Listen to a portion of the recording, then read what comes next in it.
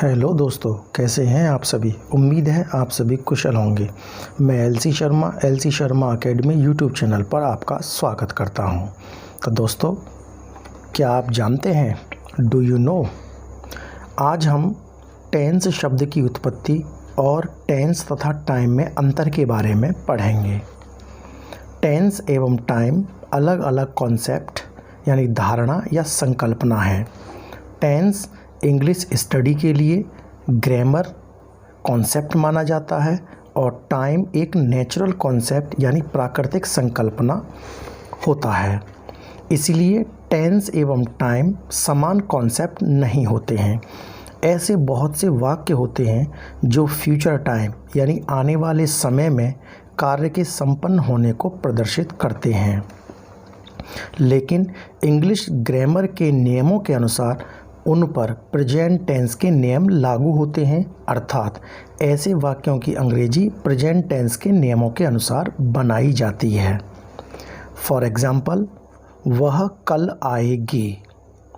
यह वाक्य future tense का है। क्यों? क्योंकि इस वाक्य के अंत में गी आया है। तो फ्यूचर टेंस का आइडेंटिफिकेशन क्या होता है कि जिन क्रियाओं के अंत में गागी के आए तो वे वाक्य फ्यूचर टेंस के होते हैं। तो वह कल आएगी, तो यहाँ पर जो एक्शन हो रहा है वो कल आने के लिए हो रहा है, यानी फ्यूचर के लिए हो रहा है।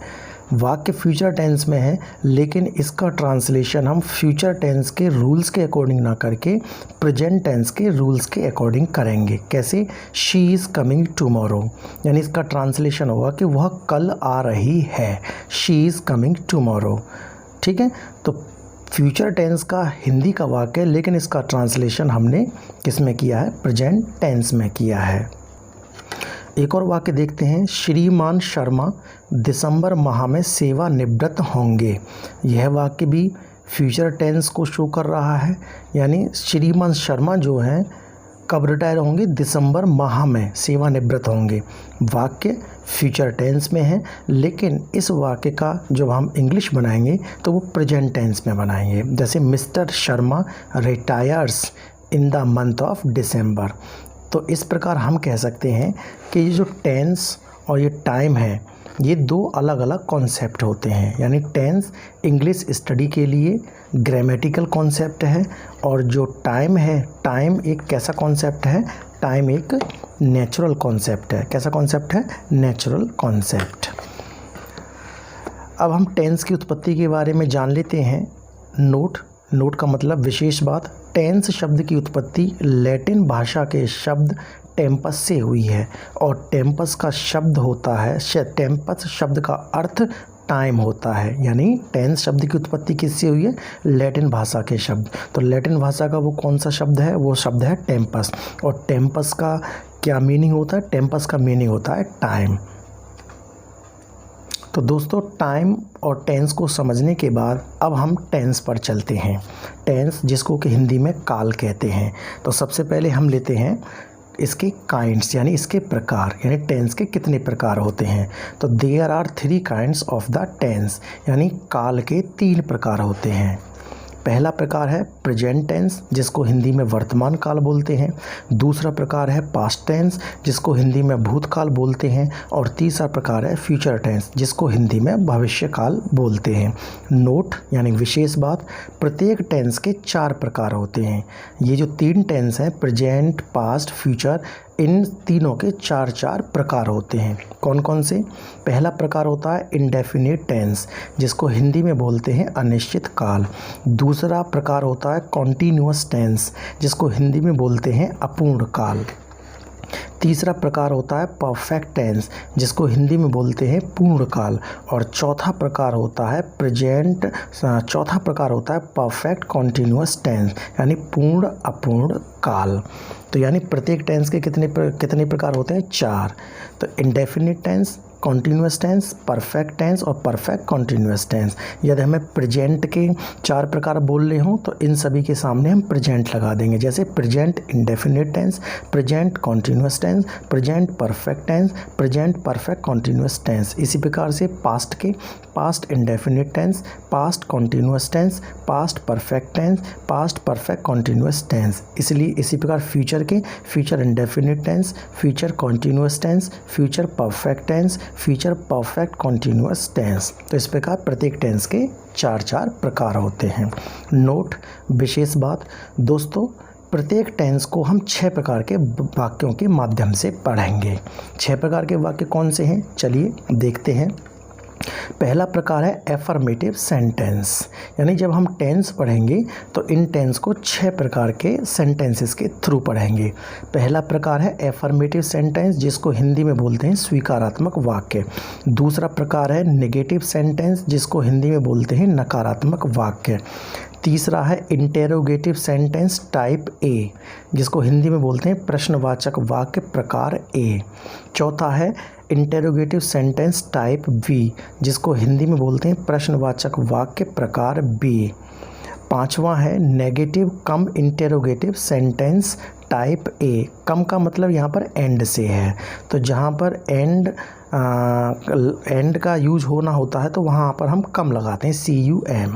तो negative cum interrogative sentence type ए, जिसको हिंदी में बोलते हैं नकारात्मक और स्वीकारात्मक वाक्य प्रकार ए। और छठवां है negative cum interrogative sentence type B, जिसको हिंदी में कहते हैं नकारात्मक और स्वीकारात्मक वाक्य प्रकार बी। तो इन 6 प्रकार के सेंटेंसेस के थ्रू हम सभी टेंसेस का 1 बाय 1 अध्ययन करेंगे। तो चलिए अब हम चलते हैं सबसे पहले टेंस पर, प्रेजेंट टेंस पर चलते हैं। और प्रेजेंट टेंस में हम लेते हैं प्रेजेंट इंडेफिनिट टेंस। और प्रेजेंट इंडेफिनिट टेंस को हम बोलते हैं अनिश्चित वर्तमान काल। तो अनिश्चित वर्तमान काल यानी इसका आइडेंटिफिकेशन देखते हैं। आइडेंटिफिकेशन को हिंदी में बोलते हैं पहचान, यानी आप कैसे पहचानोगे कि कौन सा वाक्य प्रेजेंट इंडेफिनिट टेंस का है। तो पहचान पर चलते हैं। अनिश्चित वर्तमान काल के हिंदी के वाक्यों की मुख्य क्रिया के अंत में ता है, ती है, ते हैं, ते हो, ताहूँ आदि शब्द आते हैं। यानी जिन हिंदी वाक्यों की मुख्य क्रिया के अंत में ता है, ती है, ते हैं, ते हो, ताहूँ आदि शब्द आते हैं, तो वे वाक्य प्रेजेंट इंडेफिनिट टेंस यानी अनिश्चित वर्तमान काल के होते हैं। जैसे मैं मैच खेलता हूँ, तो इस वाक्य में मेन वर्ब कौन सी है, खेलना। तो खेलना में क्या लगा हुआ है, ता हूँ। अगला वाक्य वे बाजार जाते हैं, तो इस वाक्य में मेन वर्ब कौन सी है, जाना। और जाने में क्या लगा हुआ है, ते हैं। तो ते हैं क्या है, प्रेजेंट इंडेफिनिट टेंस का आइडेंटिफिकेशन है। नेक्स्ट वाक्य तुम पाठ याद करते हो, तो याद करना। तो याद करना मेन वर्ब है, तो इसमें क्या लगा हुआ है, ते हो। और ते हो क्या है, प्रेजेंट इंडेफिनिट टेंस की पहचान का शब्द है। अगला वाक्य मैं घूमने जाता हूँ, तो जाना इसमें मेन वर्ब है, जाना में लगा हुआ है ताहूँ। तो ताहूँ क्या है, प्रेजेंट इंडेफिनिट टेंस की पहचान का शब्द है। तो ये जो वाक्य हैं ये सभी वाक्य प्रेजेंट इंडेफिनिट टेंस के हैं। तो ऐसे वाक्यों की इंग्लिश कैसे बनाई जाएगी, तो अब हम कुछ रूल्स देखते हैं यानी नियम। तो रूल नंबर 1, इस काल के एफर्मेटिव सेंटेंसेस यानी स्वीकारात्मक वाक्यों की अंग्रेजी बनाने के लिए मेन वर्ब यानी मुख्य क्रिया, मेन वर्ब को हिंदी में बोलते हैं मुख्य क्रिया, मेन वर्ब यानी मुख्य क्रिया में एक वचनकर्ता यानी सिंगुलर सब्जेक्ट के साथ एस या ईएस जोड़ते हैं। ठीक है, जो एफर्मेटिव सेंटेंस होते हैं प्रेजेंट इंडेफिनिट टेंस के, तो एफर्मेटिव सेंटेंसेस की मेन वर्ब में एस या ईएस जोड़ते हैं। कब, जब उस सेंटेंस का सब्जेक्ट सिंगुलर होता है। रूल 2 पर चलते हैं। मेन वर्ब यानी मुख्य क्रिया में ईएस तब जोड़ते हैं जब मेन वर्ब यानी मुख्य क्रिया का लास्ट लेटर यानी आखिरी अक्षर जेड, डबल एस, ओ, एक्स, CH, SH हो और कर्ता यानी सब्जेक्ट एक वचन यानी सिंगुलर हो और वह कर्ता थर्ड पर्सन हो। तो हम मेन वर्ब में ईएस कब जोड़ते हैं, ईएस हम तब जोड़ते हैं जब सेंटेंस का सब्जेक्ट सिंगुलर हो और सिंगुलर होने के साथ साथ वो थर्ड पर्सन हो और उस मेन वर्ब का लास्ट लेटर या तो जेड से समाप्त हुआ हो या डबल एस पर समाप्त हुआ हो या ओ पर समाप्त हुआ हो या एक्स पर समाप्त हुआ हो या CH पर या SH पर। तब हम ऐसी कंडीशन में मेन वर्ब में ईएस जोड़ते हैं। जैसे गो, ये एक वर्ब है, किसी भी सेंटेंस में आ सकती है। गो का लास्ट लेटर क्या है? ओ, तो इसलिए हम इसमें ES जोड़ेंगे यदि ये सिंगुलर सब्जेक्ट के साथ आएगी प्रेजेंट इंडेफिनिट में एफर्मेटिव सेंटेंस में। तो जब हम गो में ES जोड़ेंगे तो ये गोज हो जाएगा। एक और शब्द लेते हैं किस, तो इसका लास्ट लेटर क्या है? डबल एस, तो हम इसमें ES जोड़ेंगे तो ये हो जाएगा किसेज। नेक्स्ट शब्द है सर्च, इसका लास्ट लेटर क्या है? CH, तो जब हम इसमें ES जोड़ेंगे तो क्या हो जाएगा? सर्चेज। नेक्स्ट शब्द क्या है? फैच, तो फैच का लास्ट लेटर क्या है? CH, तो जब हम इसमें ES जोड़ेंगे तो ये क्या हो जाएगा? फैचेस। नेक्स्ट वर्ड है क्लैश, क्लैश के लास्ट में क्या है? SH, जब हम इसमें ES जोड़ेंगे तो ये हो जाएगा क्लैशेस। नेक्स्ट है क्विज, क्विज का लास्ट लेटर क्या है? Z, जब हम इसमें ES जोड़ेंगे तो ये हो जाएगा क्विजेस। यानी जब ये वर्ब, कौन सी वर्ब? जो वर्ब ZSS OX CH और SS से समाप्त हों और वाक्य प्रेजेंट इंडेफिनिट का एफर्मेटिव हो और सब्जेक्ट सिंगुलर हो और थर्ड पर्सन हो, ऐसी कंडीशन में इन वर्ब्स में हम ES जोड़ते हैं। एक नोट, विशेष बात, प्लूरल सब्जेक्ट के साथ मेन वर्ब में S या ES नहीं जोड़ते हैं, यानी S या ES केवल सिंगुलर सब्जेक्ट में जोड़ा जाता है, प्लूरल सब्जेक्ट में S या ES नहीं जोड़ा जाता। नेक्स्ट चलते हैं नेक्स्ट रूल पर, रूल 3। और मेन वर्ब यानी मुख्य क्रिया में एस तब जोड़ते हैं जब वाक्य का सब्जेक्ट यानी कर्ता सिंगुलर यानी एक वचन हो तथा थर्ड पर्सन हो और मेन वर्ब का लास्ट लेटर ना तो Z हो, ना डबल S हो, ना O हो, ना X हो, ना CH हो और ना SH हो। तो ऐसी कंडीशन में हम मेन वर्ब में केवल S जोड़ते हैं। कब जोड़ते हैं मेन वर्ब में S? जब सब्जेक्ट सिंगुलर हो और थर्ड पर्सन हो और इन शब्दों में से कोई भी मेन वर्ब का लास्ट लेटर इन लेटर में से कोई भी ना आया हो तो उनके साथ हम एस जोड़ते हैं। जैसे ईट के लास्ट में बताए हुए अक्षरों में से कोई भी लेटर नहीं आया, इसलिए हम इसमें एस जोड़ेंगे, ईट्स हो जाएगा। प्ले का लास्ट लेटर वाई है जो कि इन लेटर्स में से कोई नहीं है, तो इसलिए हम एस जोड़ेंगे, प्लेज हो जाएगा। रीड का लास्ट लेटर डी है और इन बताए हुए लेटर्स में से कोई भी लेटर नहीं है, इसलिए एस जोड़ेंगे, रीड्स हो जाएगा। एक नोट लेते हैं, यानी नोट का मतलब विशेष बात, निम्नलिखित सब्जेक्ट्स को सिंगुलर सब्जेक्ट के थर्ड पर्सन कहते हैं। कौन कौन से थर्ड पर्सन है? क्योंकि ये बार बार आया है कि एफर्मेटिव सेंटेंस में सब्जेक्ट सिंगुलर होना चाहिए और थर्ड पर्सन होना चाहिए, तभी हम एस या ES जोड़ेंगे। तो थर्ड पर्सन सब्जेक्ट कौन कौन से होते हैं? एक तो ही होता है, शी होता है, इट होता है, एनी नेम में कुछ भी आ सकता है, राम, श्याम, गीता, सीता, और इसके अलावा प्रोनाउन के साथ कोई भी नाउन लगा हुआ आ सकता है। जैसे माई प्रोनाउन है, इसके साथ नाउन लग के आ सकता है my mother, my father, my sister, my brother, etcetera. Next rule पर चलते हैं दोस्तों, रूल 4। इस टेंस के नेगेटिव और इंटेरोगेटिव सेंटेंसेस, नेगेटिव को बोलते हैं हिंदी में नकारात्मक और इंटेरोगेटिव को बोलते हैं प्रश्नवाचक। इस टेंस के नेगेटिव यानी नकारात्मक और इंटेरोगेटिव यानी प्रश्नवाचक सेंटेंसेस यानी वाक्यों की इंग्लिश बनाते समय हेल्पिंग वर्ब यानी सहायक क्रिया डू और डज का यूज़ करते हैं। यानी डू और डज का हेल्पिंग वर्ब डू और डज का यूज़ कब करते हैं? जब सेंटेंस या तो नेगेटिव हो या फिर इंटेरोगेटिव हो। रूल 5 देखते हैं, हेल्पिंग वर्ब को शॉर्ट में HB भी लिख सकते हैं आप। हेल्पिंग वर्ब डू का यूज यानी डू का प्रयोग प्लूरल सब्जेक्ट और हेल्पिंग वर्ब डज का यूज सिंगुलर सब्जेक्ट के साथ करते हैं।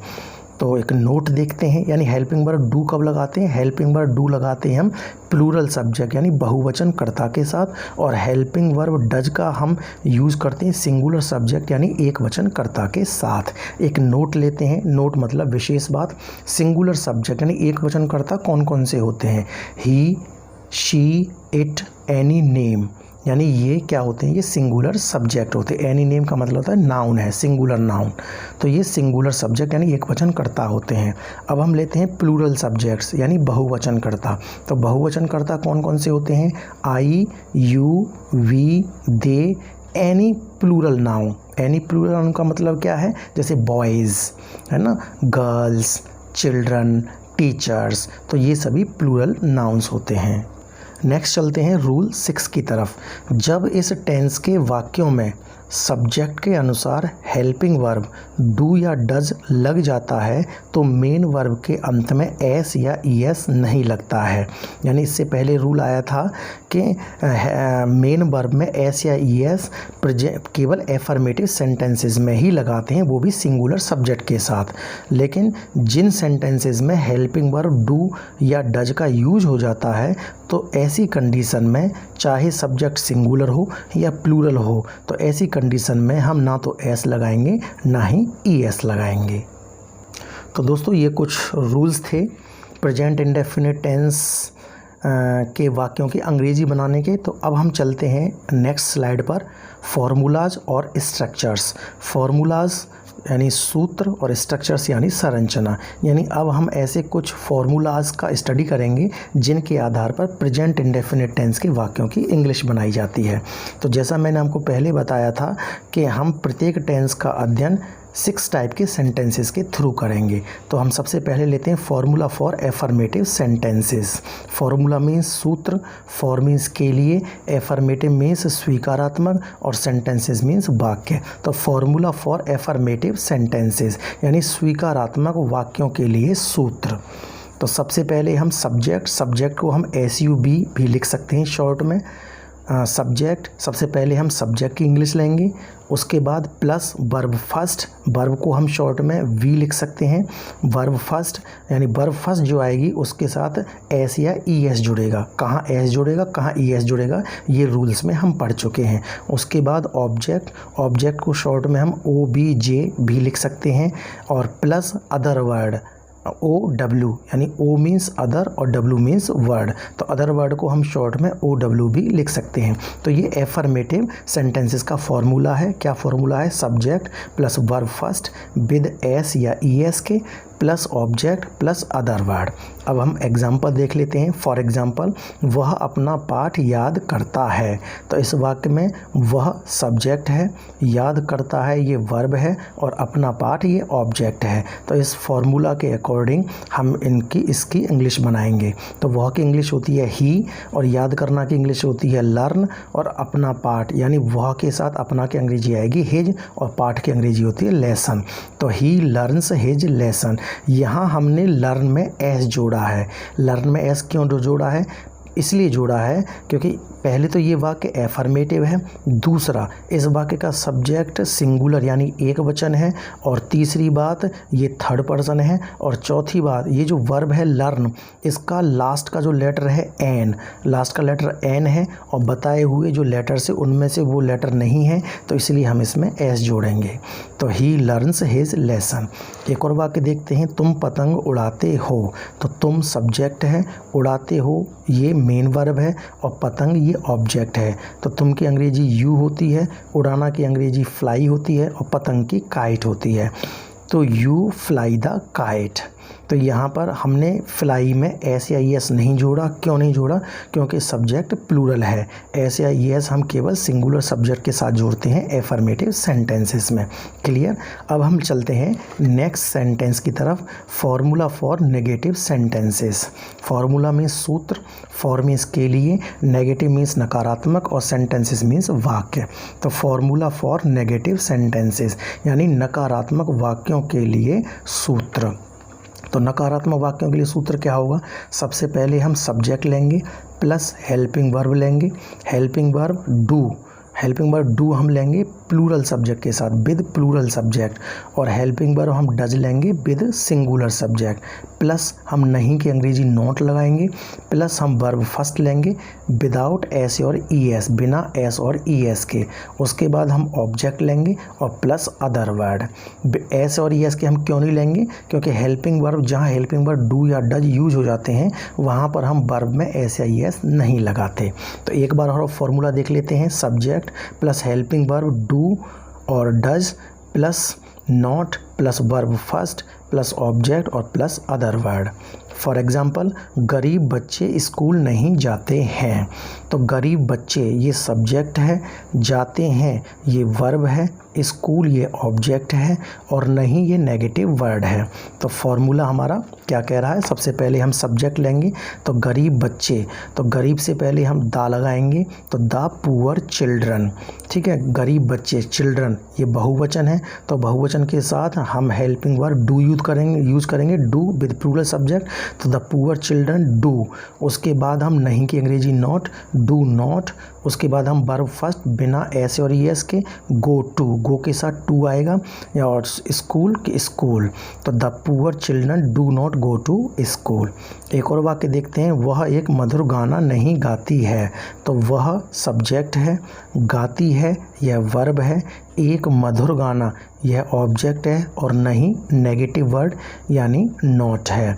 तो सब्जेक्ट यानी शी एक वचन है, तो इसलिए हम हेल्पिंग वर्ब डज लेंगे। उसके बाद नहीं के अंग्रेजी नॉट, शी डज नॉट। उसके बाद गाना के अंग्रेजी सिंग बिना एस और ई एस के, सिंग। एक मधुर गाना, एक की अंग्रेजी होती है ए, और मधुर की स्वीट और गाना की सॉन्ग, तो she does not sing a sweet song, वह एक मधुर गाना नहीं गाती है। नेक्स्ट चलते हैं हम नेक्स्ट फार्मूला पर, formula for interrogative sentence type ए, ठीक है। ये जो फॉर्मूला है ये प्रश्नवाचक वाक्य प्रकार ए का है, प्रथम प्रकार का, यानी जैसे इंटेरोगेटिव सेंटेंस दो प्रकार के बताए थे मैंने, इंटेरोगेटिव सेंटेंस टाइप ए और टाइप बी, तो ये जो फॉर्मूला है इंटेरोगेटिव सेंटेंस टाइप ए का है। तो क्या फॉर्मूला है, तो सबसे पहले हम लेंगे हेल्पिंग वर्ब, क्या लेंगे हेल्पिंग वर्ब, हेल्पिंग वर्ब क्या लेंगे डू। अगर हम डू लगाएंगे, डू हम कब लगाएंगे, जब सब्जेक्ट प्लूरल होगा विद प्लूरल सब्जेक्ट, और डज विद सिंगुलर सब्जेक्ट। तो सबसे पहले हम हेल्पिंग वर्ब डू और डज, उसके बाद हम सब्जेक्ट लेंगे, उसके बाद हम वर्ब फर्स्ट लेंगे बिना एस और ई एस के, उसके बाद हम ऑब्जेक्ट और उसके बाद हम अदर वर्ड।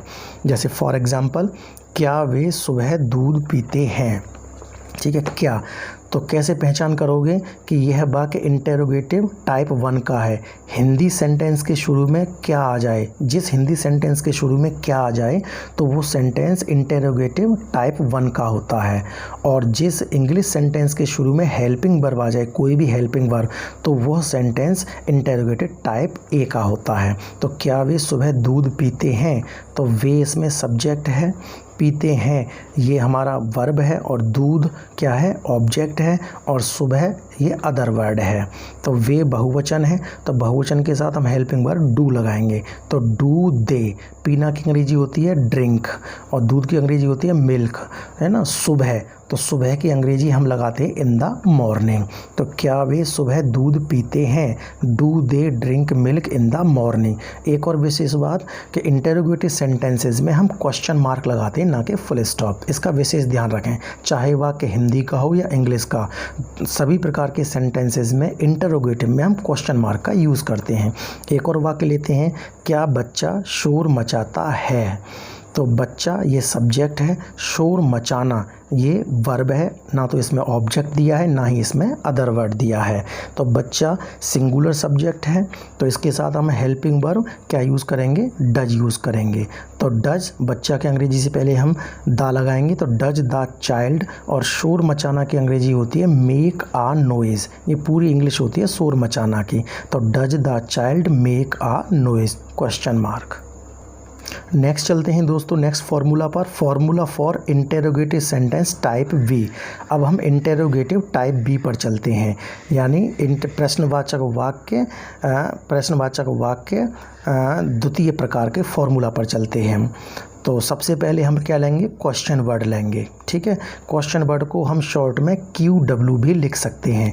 उसके बाद हम हेल्पिंग वर्ब लेंगे डू या डज, कहाँ डू लगेगा कहाँ डज लगेगा इससे पहले हम सीख चुके हैं। उसके बाद हम सब्जेक्ट लेंगे, उसके बाद हम वर्ब फर्स्ट लेंगे बिना एस और ई एस के, फिर हम ऑब्जेक्ट लेंगे और फिर हम अदर वर्ड लेंगे, और उसके बाद हम क्वेश्चन मार्क लगाएंगे, ठीक है।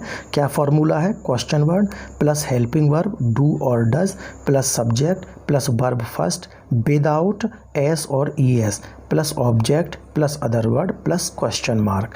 अब एग्जाम्पल देखते हैं।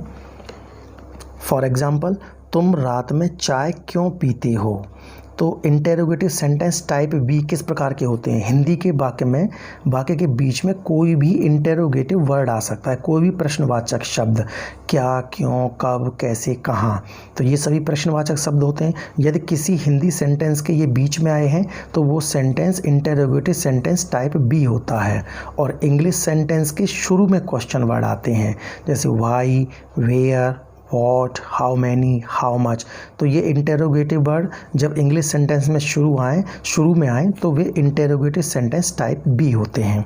तो एग्जांपल देखते हैं, तुम रात में चाय क्यों पीते हो? तो तुम सब्जेक्ट है, तो पीते हो ये वर्ब है, चाय ऑब्जेक्ट है, रात में ये अदर वर्ड है, और क्यों हमारा क्वेश्चन वर्ड है। तो सबसे पहले हम फॉर्मूला के अकॉर्डिंग क्वेश्चन वर्ड की इंग्लिश लेंगे। तो क्यों को इंग्लिश में बोलते हैं वाई, और तुम बहुवचन है तो इसके साथ हेल्पिंग वर्ब हम डू लगाएंगे, डू, और तुम की इंग्लिश यू होती है, और चाय के साथ पीना की अंग्रेजी टेक लगाते हैं, तो पीना की अंग्रेजी आएगी टेक, और चाय की अंग्रेजी टी, और रात के साथ मैं की अंग्रेजी एट आती है, तो एट नाइट। तो why do you take tea at night, यानी तुम रात में चाय क्यों पीते हो। एक और एग्जाम्पल लेते हैं, पिताजी रोज बाजार क्यों जाते हैं?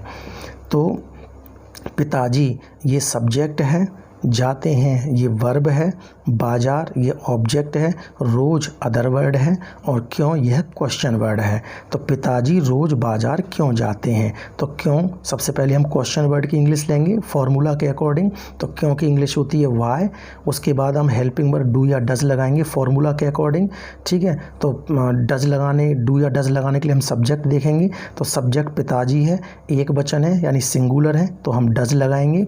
उसके बाद हम वर्ब की English, verb first go to, फिर बाजार की इंग्लिश होती है मार्केट, और रोज़ की अंग्रेजी डेली या एवरीडे। तो why does father go to the market daily या एवरीडे, यानी पिताजी रोज़ बाजार क्यों जाते हैं। नेक्स्ट चलते हैं दोस्तों नेक्स्ट फार्मूला पर, formula for negative cum interrogative type A. तो ये नेगेटिव कम इंटेरोगेटिव यानी वे वाक्य, ऐसे सेंटेंस जिन सेंटेंस के शुरू में क्या होता है और बीच में नहीं होता है, तो वे वाक्य नेगेटिव कम इंटेरोगेटिव, यानी नेगेटिव मीन्स नकारात्मक, कम मीन्स और इंटेरोगेटिव मीन्स प्रश्नवाचक, यानी नकारात्मक और प्रश्नवाचक टाइप ए फॉर्मूला, ठीक है। तो हम देखते हैं, सबसे पहले हम हेल्पिंग वर्ब लेंगे, हेल्पिंग वर्ब डू या डज, उसके बाद हम सब्जेक्ट लेंगे, उसके बाद हम नेगेटिव वर्ड लेंगे, नेगेटिव वर्ड को हम शॉर्ट में एन भी लिख सकते हैं, नेगेटिव वर्ड लेंगे यानी नॉट, उसके बाद हम वर्ब फर्स्ट लेंगे बिना एस और ई एस के, उसके बाद हम ऑब्जेक्ट लेंगे, उसके बाद हम अदर वर्ड लेंगे यदि वाक्य में दिया हो तो, और उसके बाद हम क्वेश्चन मार्क लगाएंगे। तो फॉर्मूला क्या बनेगा, हेल्पिंग वर्ब डू और does plus subject plus negative word not plus verb first without S और E S plus object plus other word plus question mark. For example, क्या चोर दिन में चोरी नहीं करते हैं? तो वाक्य के शुरू में क्या आया है, अगर इस नहीं को हटा दें तो ये क्या वाक्य बन जाएगा, ये इंटेरोगेटिव सेंटेंस टाइप ए हो जाएगा। जब ये बीच में नहीं आ जाएगा तो negative cum interrogative sentence type ए। तो वाक्य के शुरू में क्या और बीच में नहीं आई तो वो sentence negative cum interrogative type A हो जाता है। तो क्या चोर दिन में चोरी नहीं करते हैं? तो चोर ये सब्जेक्ट है, चोरी करना ये वर्ब है, ठीक है, ना तो इसमें ऑब्जेक्ट दे रखा है ना अदर वर्ड दे रखा है, नहीं इसमें नेगेटिव वर्ड है। तो सबसे पहले हम हेल्पिंग वर्ब लगाएंगे डू या डज सब्जेक्ट के अकॉर्डिंग। तो सब्जेक्ट करते हैं, तो हैं से हमें पता चल रहा है कि चोर एक नहीं है बहुत हैं। तो एक चोर को इंग्लिश में बोलते हैं थीप, और एक से ज़्यादा चोरों को हम इंग्लिश बोलेंगे थीप्स। तो इसका मतलब ये प्लूरल हो गया, तो प्लूरल के साथ हम हेल्पिंग वर्ब डू का यूज़ करेंगे। तो डू द थीप्स, उसके बाद नॉट की नहीं की अंग्रेजी not, do the thieves not. चोरी करना की अंग्रेजी होती है स्टील, चोरी करना की अंग्रेजी क्या होती है स्टील, स्टील मीन्स चोरी करना। और दिन में की अंग्रेजी होती है in day time, in day time या इन द डे, ठीक है, इन डे टाइम या इन द डे। तो do the thieves not steel in the day time, क्या चोर दिन में चोरी नहीं करते हैं। एक और सेंटेंस देखते हैं, क्या मधु खाना नहीं बनाती है? तो मधु सिंगुलर सब्जेक्ट है, ठीक है। तो हम हेल्पिंग वर्ब डज का यूज़ करेंगे। बनाना, खाने के साथ बनाना की अंग्रेजी कुक आती है, ना कि मेक आती है। ठीक है। पकाना यानी खाना, और खाना की अंग्रेजी आएगी फूड, और नहीं की अंग्रेजी नॉट।